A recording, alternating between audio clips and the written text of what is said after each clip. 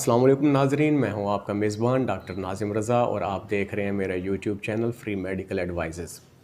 तो नाज़रीन, आज हमने जिस टॉपिक का इंतखाब किया है कॉमन मोस्ट है, तकरीबन हर घर में पाया जाता है, स्पेशली उन घरों में जहां छोटे बच्चे होते हैं या वो कपल्स जिनका पहला या दूसरा बेबी है, उनको इस किस्म के प्रॉब्लम्स का ज़्यादा सामना रहता है। वैसे भी यहाँ पे हमारे पास जब मरीज़ आते हैं बच्चों को लेकर तो उनकी मेजर कंप्लेन ये होती है कि बच्चा बहुत ज़्यादा रोता है और बाज़ाहिर उनको उस बच्चे के रोने की कोई वजह समझ नहीं आ रही होती।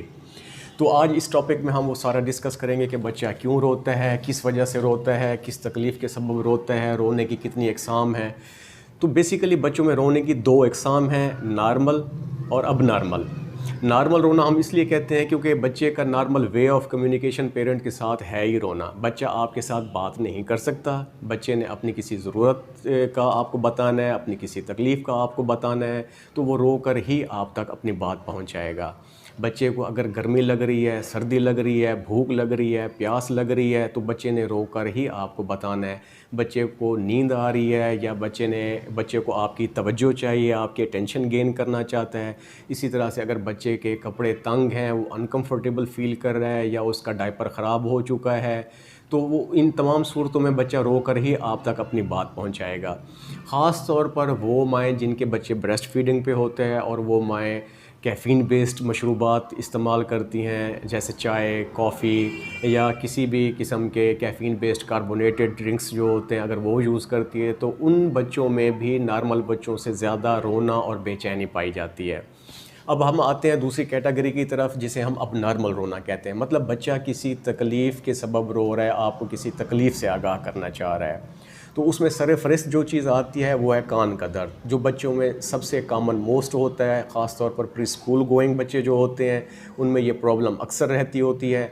और इसके अलावा जो दूसरे नंबर पे जो रीज़न आती है वो होता है पेट के मरोड़, गैस, पेट का दर्द और उभार वगैरह।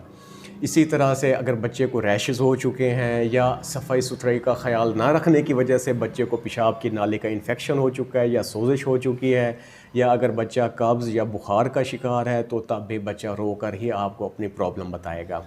तो अब सवाल यहाँ पे ये पैदा होता है कि हमें किस तरह से पता चलेगा कि बच्चा जो रो रहा है ये नॉर्मल है या अब नॉर्मल है, या उसको आपको किस तरह से डिफ़रेंशिएट कर सकते हैं।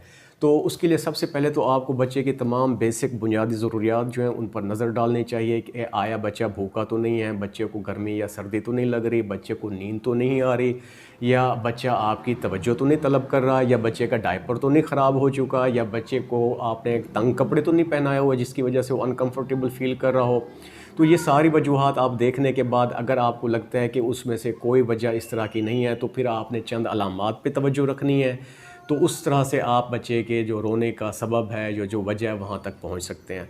तो वो तमाम वजूहात, वो तमाम अलामात हम यहाँ पर डिस्कस करेंगे जिनको मद्देनज़र रखते हुए आप अपने बच्चे के रोने की वजूहात का पता चला सकते हैं।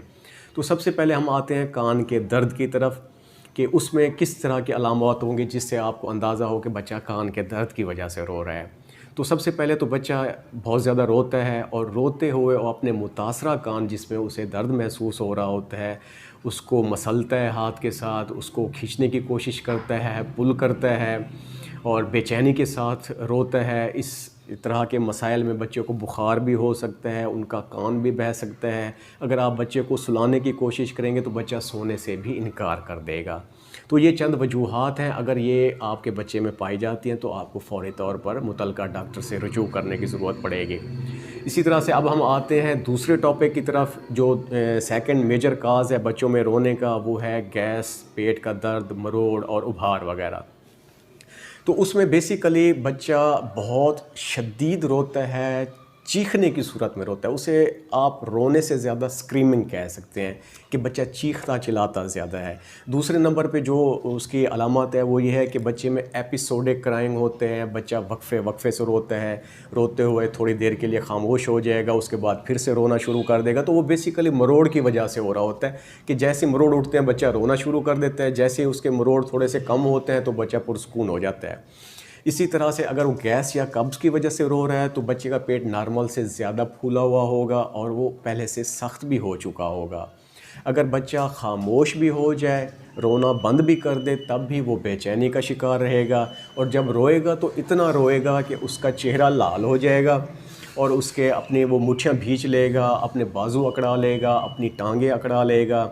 और इसकी सबसे बड़ी जो अलामत है वो ये है कि जैसे ही बच्चा गैस खारिज करेगा, बच्चा पुरसुकून हो जाएगा। तो अगर इस किस्म की कोई अलामात पाई जाती हैं तो आपको फ़ौरी तौर पर मुतल्लिका डॉक्टर से रुजू करने की ज़रूरत है, या घर पे चंद एक मसाज वगैरह हैं जो हम इंशाल्लाह नेक्स्ट वीडियो में डिस्कस करेंगे, तो वो मसाज वगैरह करके आप बच्चे को घर पे ही पुरसुकून कर सकते हैं। तो इस तीसरे नंबर पे जो चीज़ आती है वो है पेशाब की नाली का इन्फेक्शन या सोजिश। वो आपको किस तरह से पता चलेगा कि बच्चा इस वजह से रो रहा है। तो उसकी जो मेजर अलामत है, एक तो बच्चे को इस किस्म के मसाइल में अमूमन बुखार हो जाता है। दूसरे नंबर पे बच्चा जैसे ही छोटा पेशाब करेगा, जैसे ही यूरिन पास करेगा, बच्चा बेचैन हो जाएगा और रोना शुरू कर देगा तकलीफ़ के सबब। इसी तरह से अगर बच्चे को रैशेस हो चुके हैं, तब भी वो जैसे ही यूरिन पास करेगा तो जलन की वजह से बच्चा फ़ौरन रोना शुरू कर देगा और बेचैनी का शिकार हो जाएगा। अब हम वो तमाम वजूहात डिस्कस करते हैं जिसकी वजह से बच्चों को अमूमन पेट के मरोड़ या पेट में गैस वगैरह के या उभार वगैरह का जो मसला रहता है, बच्चों में क्यों रहता है, किस लिए होता है, और ये बच्चों में इतनी कॉमन मोस्ट प्रॉब्लम क्यों है। तो उसकी चंद वजूहात हैं, जिनमें से नंबर 1 तो ये है कि बच्चों का जो निज़ाम है वो मुकम्मल तौर पर मैच्योर नहीं हुआ होता, मुकम्मल तौर पर डेवलप नहीं हुआ होता फुली, तो जिसकी वजह से बच्चों को इस किस्म के मसाइल का सामना रहता है। दूसरे नंबर पे बच्चों के निज़ाम में जो अच्छे बैक्टीरिया हैं, जिसे हम गुड बैक्टीरिया कहते हैं या जिसे हम प्रोबायोटिक्स भी कहते हैं, उनकी कमी की वजह से भी बच्चे अमूमन इस किस्म के मसाइल का शिकार रहते हैं। इसके अलावा बच्चों को किसी किस्म की खुराक से भी एलर्जी हो सकती है, एनी टाइप ऑफ डाइट जिससे उसे एलर्जी होगी, जिसकी वजह से वो गैस, उभार और मरोड़ इस किस्म के मसाइल का शिकार हो जाएगा। वो बच्चे जो फार्मूला मिल्क यूज़ कर रहे होते हैं उनमें भी ये मसाइल ज़्यादा पाए जाते हैं। इसी तरह से अगर आपने बच्चे को हद से ज़्यादा फ़ीडिंग करा दी है, ज़रूरत से ज़्यादा फ़ीडिंग करा दी है और उसे डकार या बर्फ़ भी नहीं दिलवाया, तो उस वजह से भी बच्चा अक्सर इस किस्म के मसाइल का शिकार रहता है। तो उम्मीद काफ़ी है कि ये मालूमात आप लोगों के लिए काफ़ी सूदमंद, काफ़ी फ़ायदेमंद साबित होंगी और आपको आपके बच्चे के रोने की जो वजूहात हैं या सबब है उन तक पहुंचने में इंशाल्लाह हेल्पफुल साबित होंगी। नेक्स्ट वीडियो में हम इंशाल्लाह डिस्कस करेंगे कि ये जो पेट की गैस या उभार या मरोड़ वगैरह का प्रॉब्लम होता है, घर में आप किस तरह से बच्चे को पुरसुकून कर सकते हैं, उसका मसला हल कर सकते हैं, या जो बच्चे को फ़ीडिंग कराने के बाद जो बच्चा दूध निकालता है और हाज़मा नहीं कर पाता, उल्टी वगैरह के मसाइल रहते हैं, तो उसको आपने किस तरह से घर पे आप सॉल्व कर सकते हैं इस मसले को। ये सारी चीज़ें हम इंशाल्लाह नेक्स्ट वीडियो में डिस्कस करेंगे। तब तक के लिए इजाज़त दीजिए, मिलते हैं नेक्स्ट वीडियो में एक नए टॉपिक के साथ इंशाल्लाह। तब तक के लिए अल्लाह हाफ़िज़।